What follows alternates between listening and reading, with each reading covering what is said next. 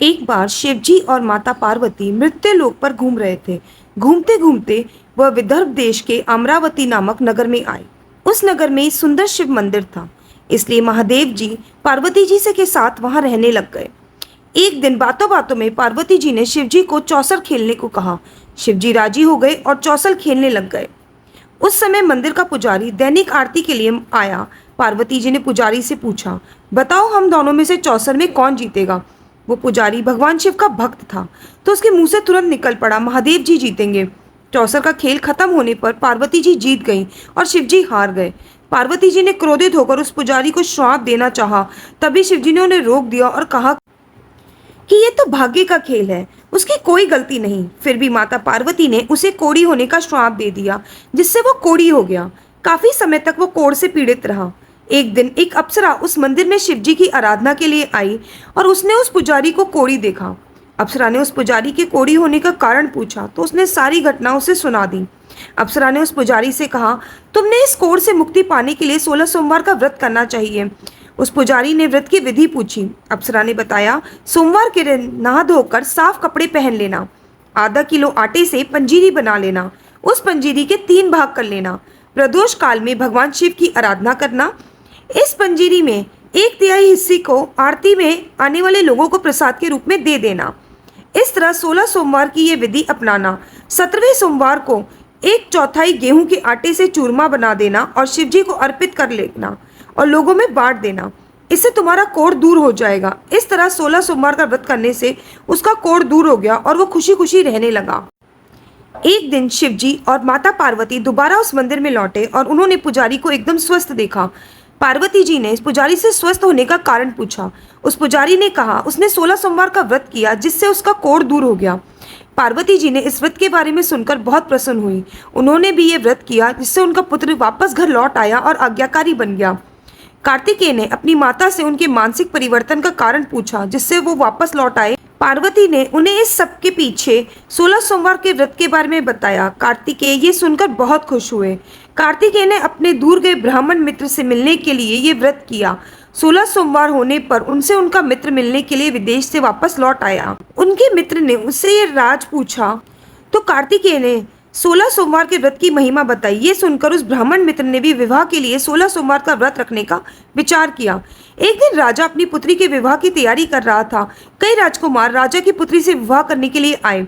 राजा ने एक शर्त रखी कि जिस भी व्यक्ति के गले में हथिनी वाला वरमाला डालेगी उसी के साथ मेरी पुत्री का विवाह होगा। वह ब्राह्मण भी वहीं था।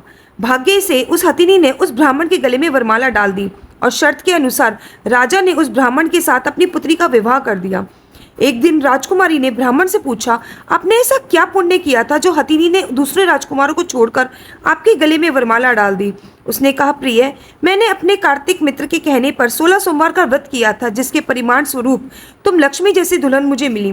राजकुमारी ये सुनकर बहुत प्रभावित हुई। उसने भी पुत्र प्राप्ति के लिए 16 सोमवार का व्रत रखा।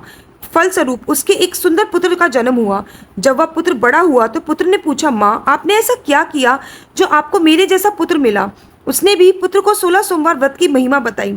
ये सुनकर उसने भी राजपाट की इच्छा से ये व्रत रखा। उस समय एक राजा अपनी पुत्री के विवाह के लिए वर की तलाश कर रहा था। लोगों ने उस बालक को विवाह के लिए उचित बताया। राजा को उसकी सूचना मिलते ही उसने अपनी पुत्री का विवाह उस बालक के साथ कर दिया। कुछ सालों बाद जब राजा की मृत्यु हुई तो वह राजा बन गया, क्योंकि उस राजा के कोई पुत्र नहीं था। राजपाट मिलने के बाद वह भी सोमवार व्रत करता रहा। एक दिन 17वें सोमवार व्रत पर उसकी पत्नी पूजा के लिए खुद आने की बजाय दासी को भेज दिया। ब्राह्मण पुत्र के पूजा खत्म होने के बाद आकाशवाणी हुई, तुम अपनी पत्नी को अपने महल से दूर रखो वरना तुम्हारा विनाश हो जाएगा। ब्राह्मण पुत्र ये सुनकर आश्चर्यचकित हुआ। महल वापस लौटने पर उसने अपने दरबारियों को भी ये बात बताई तो दरबारियों ने कहा कि जिसकी वजह से ही उसे ये राजपाट मिला है वो उसे ही महल से बाहर निकालेगा। लेकिन उस ब्राह्मण पुत्र ने उसे महल से बाहर निकाल दिया। वो राजकुमारी भूखी प्यासी एक अनजान नगर में गई। वहां पर एक बूढ़ी औरत धागा बेचने बाजार जा रही थी। जैसे ही उसने राजकुमारी को देखा तो उसने उसकी मदद करते हुए उसे उसके साथ व्यापार में मदद करने के लिए कहा। राजकुमारी ने भी एक टोकरी अपने सिर पर रख ली। कुछ दूरी पर चलने के बाद एक तूफान आया और वो टोकरी उड़कर चली गई। अब तो वो बूढ़ी औरत रोने लग गई और राजकुमारी को मनहूस बताते हुए चले जाने को कहा। इसके बाद वो एक तेली के यहाँ पहुंची। वहां पर पहुंचते ही सारे तेल के घड़े फूट गए और तेल बहने लग गया। उस तेली ने भी उसे मनहूस बताकर वहां से भगा दिया।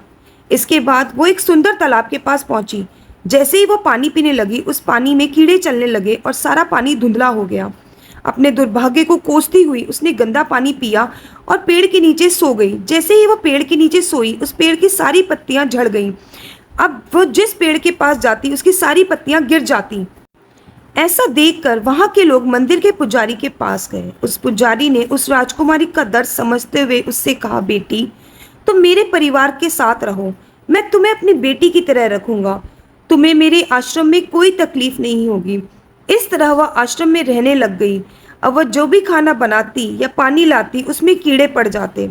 ऐसा देखकर वो पुजारी भी आश्चर्यचकित होकर उससे बोला, बेटी, तुम पर ऐसा क्या कोप है जो तुम्हारी ऐसी हालत है? जिससे वह शिव पूजा में न जाने की उसने कहानी सुनाई। उस पर पुजारी ने शिव जी की आराधना और उसको 16 सोमवार का व्रत करने के लिए कहा, जिससे उसको जरूर राहत मिलेगी। उसने 16 सोमवार का व्रत किया और 17वें सोमवार पर ब्राह्मण पुत्र उसके बारे में सोचने लगा कि वह कहाँ होगी, मुझे उसकी तलाश करनी चाहिए। इसलिए उसने अपने आदमी भेजकर अपनी पत्नी को ढूंढने को कहा।